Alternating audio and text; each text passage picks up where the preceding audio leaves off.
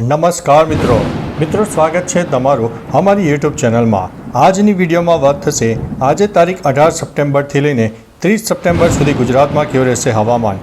આવનારા દિવસોમાં શું નવરાત્રિમાં પણ વરસાદની શક્યતા રહે છે? બંગાળની ખાડી કેટલા અંશે એક્ટિવ થશે અને આવનારા દિવસોમાં બંગાળની ખાડીની એવી કઈ સિસ્ટમ સક્રિય થશે જે ગુજરાતને વ્યાપક અસર કરશે?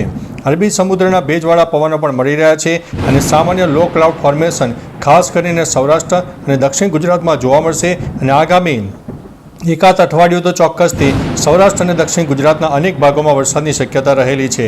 મિત્રો અત્યારે ચોક્કસથી ગુજરાતમાં એક વરાપનો રાઉન્ડ ચાલી રહ્યો છે, એટલે ઘણા મિત્રો કહેતા હશે કે અત્યારે તાપ તડકો ઉગાડ છે તો વરસાદની શક્યતા ક્યાંથી હોય, પરંતુ મિત્રો તમને જણાવીએ કે આ કોઈ સાર્વત્રિક વરસાદ નથી।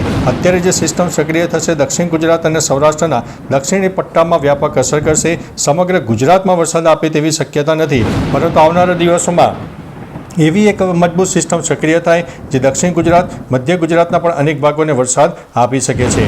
મિત્રો અત્યારે જ્યારે ધીમે ધીમે ચોમાસાની વિદાયનો પણ સમયગાળો ચાલી રહ્યો છે, ત્યારે અત્યારે ચોમાસું કહી શકાય કે રાજસ્થાનના 50% વિસ્તારોમાંથી ચોમાસું હટી ગયું છે અને ધીમે ધીમે કચ્છ અને ઉત્તર ગુજરાતના પણ અનેક ભાગોમાંથી ચોમાસાએ વિદાય લઈ લીધી છે।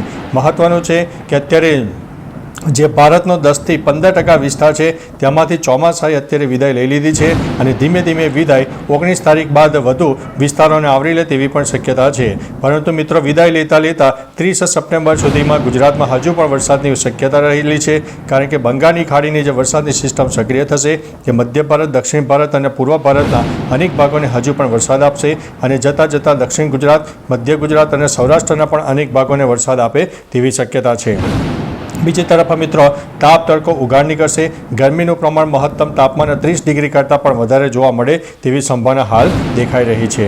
હવે મિત્રો તારીખ પ્રમાણે વાત કરીએ તો આજે તારીખ થઈ ગઈ છે 18 સપ્ટેમ્બર। તો 18 સપ્ટેમ્બરે કહી શકાય કે મહારાષ્ટ્ર સહિત અનેક ભાગોમાં વરસાદની શક્યતા છે, જ્યારે દક્ષિણ ગુજરાતમાં છૂટોછવાયો વરસાદ અથવા તો છાંટાછૂટી થાય તેવી શક્યતા છે।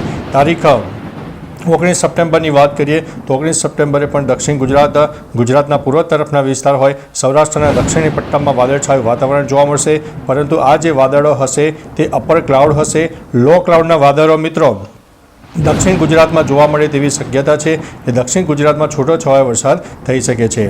ત્યારબાદ મિત્રો તારીખ 20 સપ્ટેમ્બરની વાત કરીએ તો ખાસ કરીને સૌરાષ્ટ્રનો દક્ષિણી પટ્ટો હોય મધ્ય પટ્ટો હોય દક્ષિણ ગુજરાત સમગ્ર હોય અને ગુજરાતના પૂર્વ તરફના વિસ્તારમાં પણ કોઈ વિસ્તારમાં છૂટોછવાયો વરસાદ તો કોઈ વિસ્તારમાં અડધા ઇંચ જેટલા પણ વરસાદ થઈ શકે છે, કારણ કે જે વરસાદની સિસ્ટમ સક્રિય થઈ છે ઉપરાંત દક્ષિણ ગુજરાતથી લઈને કેરળ સુધી વરસાદની એક મજબૂત અને લાંબા ગાળાની ટ્રફ રેખા સર્જાય છે, જેના ભાગરૂપે થઈને સૌરાષ્ટ્ર અને દક્ષિણ ગુજરાતના અનેક ભાગોમાં જોરદાર વરસાદ તારીખ 20 સપ્ટેમ્બરની આસપાસ થાય તેવી સંભાવના છે।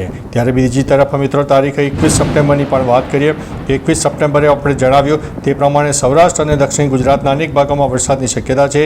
મધ્ય ગુજરાત ઉત્તર ગુજરાતના પૂર્વ તરફના વિસ્તારમાં પણ છાંટાછૂટી અથવા તો છૂટોછવાયો વરસાદ થઈ શકે છે।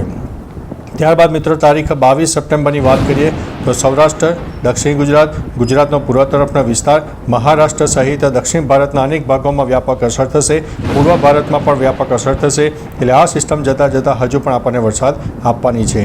તારીખ 23 સપ્ટેમ્બરની વાત કરીએ તો 23 સપ્ટેમ્બરે પણ દક્ષિણ ગુજરાત સૌરાષ્ટ્રનો દક્ષિણ અને પૂર્વ તરફનો વિસ્તાર હોય મધ્ય ગુજરાતના પણ અનેક ભાગોમાં વાતાવરણમાં પલટો આવે, છૂટોછવાયો વરસાદ થઈ શકે છે।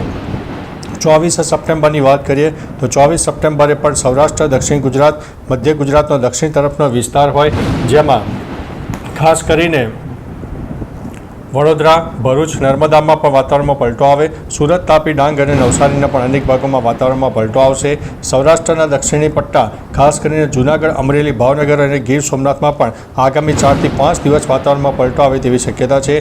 ખાસ કરીને આ જે સિસ્ટમ છે એ આપણે જણાવ્યું તે પ્રમાણે સૌરાષ્ટ્ર અને દક્ષિણ ગુજરાતને વધારે અસર કરવાની છે।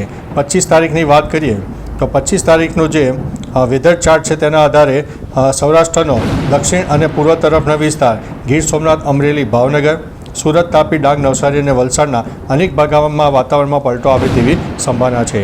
26 તારીખની વાત કરીએ તો 26 તારીખે પણ એક ક્લાઉડ ફોર્મેશન જોવા મળશે, પરંતુ આ જે ક્લાઉડ ફોર્મેશન હશે અપર ક્લાઉડ હશે એટલે વરસાદી વાદળો ઓછા હશે, પરંતુ સેટેલાઇટના બેઝના માધ્યમથી તમે જોઈ શકો, પરંતુ જે મધ્ય ભારતનો આ ભાગ છે તેમાં વરસાદની શક્યતા વધુ છે. આ ક્લાઉડ એટલું બધું ફોર્મેશન મજબૂત નહીં હોય એટલે વરસાદને લઈને 26 તારીખે ઘણી બધી રાહત પણ મળી જવાની છે. 27 તારીખે પણ મિત્રો આ જે ક્લાઉડ ફોર્મેશન છે અપર ક્લાઉડ હશે, લો ક્લાઉડ ફોર્મેશનની સંખ્યા ઓછી રહેશે, પરંતુ મધ્ય ભારત, દક્ષિણ ભારત અને પૂર્વ ભારતમાં છૂટોછવાયો વરસાદ ચાલુ રહેશે. 28 તારીખની વાત કરીએ તો 28 તારીખે પણ મિત્રો દક્ષિણ ભારત હોય, મધ્ય ભારત અને પૂર્વ ભારત એક્ટિવ રહેશે. ગુજરાતમાં ધીમે ધીમે વરસાદનું પ્રમાણ ઘટી શકે છે, પરંતુ તારીખ 29 તારીખની આસપાસથી એ જે સિસ્ટમ છે ઉત્તર તરફ થોડી આગળ વધે તેવી સંભાવના દેખાઈ રહી છે અને તેના લીધે થઈને મધ્ય ભારતના અનેક ભાગો સહિત ગુજરાતના પણ પૂર્વ તરફના વિસ્તાર હોય, દક્ષિણ તરફના વિસ્તાર હોય, સૌરાષ્ટ્રનો દક્ષિણી પટ્ટો હોય તેમાં છૂટોછવાયો વરસાદ થઈ શકે છે. તારીખ 30 સપ્ટેમ્બરની વાત કરીએ તો મહારાષ્ટ્રના અંદાજિત 50% વિસ્તારમાં છૂટોછવાયો વરસાદ થાય તેવી સંભાવના છે અને તેના લીધે થઈને દક્ષિણ ગુજરાત, સૌરાષ્ટ્રનો દક્ષિણી પટ્ટો અને ગુજરાતનો દક્ષિણ અને પૂર્વ તરફના વિસ્તારમાં પણ વરસાદની શક્યતા રહેલી છે.